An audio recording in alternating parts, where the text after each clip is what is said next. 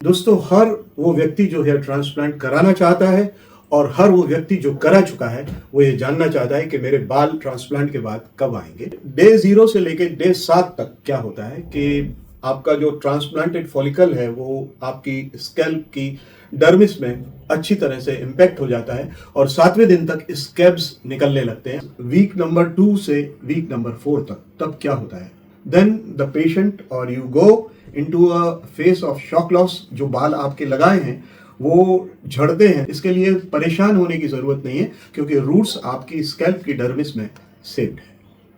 The third month, तीसरा महीना, और हमको खुशखबरी मिलनी शुरू हो गई है। छोटे छोटे बाल, नए नए पतले बाल हमारे ट्रांसप्लांटेड एरिया पे आ रहे हैं।